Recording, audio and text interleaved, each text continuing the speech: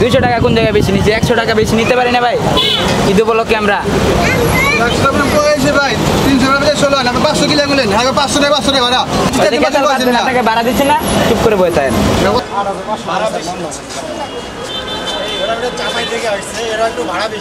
পাঁচশো করে নিচ্ছ কেন এখানে ভাড়া? স্যার আমরা তো যাই খালি না খালি না তো, এখানে রেট আছে তো 315 টাকা। 500 টাকা করে নিচ্ছ কেন? স্যার, আমরা তো তারাকান্দার যাই ভাই যেখানে থেকে আসো, ময়মনসিংহের রেট তো 315 টাকা। ময়মনসিংহ তো পার হয়ে যাইছি। হ্যাঁ ময়মনসিংহ পার হয়, তুমি 315 টাকায় তুমি 320 রাখতে পারো, 30 রাখতে পারো, 500 টাকা রাখবা? কাগজপত্র বাই করো। ঠিক আছে, ঠিক আছে। বাস 315 টাকা রেট, প্রায় 40 জন যাত্রী, সবার কাছে 500 করে রাখছি। আপনার কোন ব্যানারের বাস, নাম কি? হ্যাঁ শৌখিন। আপনি 300 টাকার ভাড়া 500 টাকা রাখছেন। আমি তো বদলি ড্রাইভার, যেটা অরিজিনাল ড্রাইভার, কিন্তু নেমে গেছেন যাত্রী জিজ্ঞেস করতে আমি জানি না ভাড়া।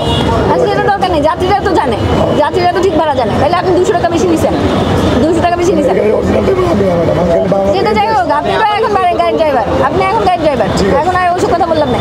এখন আপনি 200 টাকা প্রত্যেক যাত্রী ফেরত দিবেন, ফেরত দিয়ে আসেন, তারপর আমি ব্যবস্থা নিতেছি।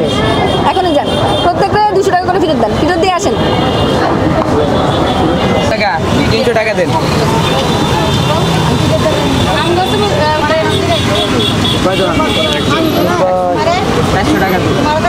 ভাই করুন তো স্বীকার করে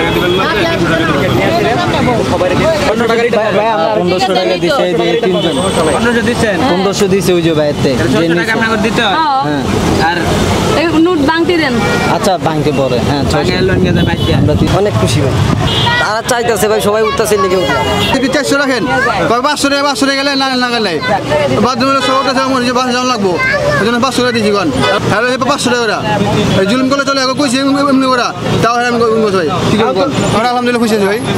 দেখো জুলুম না করতে ভাই হতো না ভাই, শোনা ভাই 200 টাকা কোন জায়গায় বেশি নিচ্ছে? 100 টাকা বেশি নিতে পারি না ভাই? ঈদ উপলক্ষে আমরা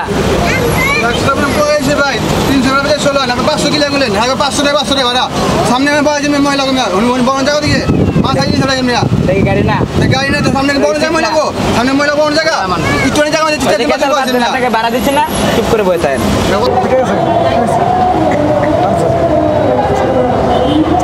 যোগাযোগ করে এসে কাগজপত্র নিয়ে যাবেন জরিমানা দিয়ে। মালিক পক্ষের প্রতি আমার অনুরোধ থাকবে যে ওনারা যদি মানে রেগুলারলি যে টাকাটা নেয়, সেই টাকাটা যদি ঈদের সময়ও নেয়, তাতে ওনাদের কিন্তু কোনো ক্ষতি হয় না।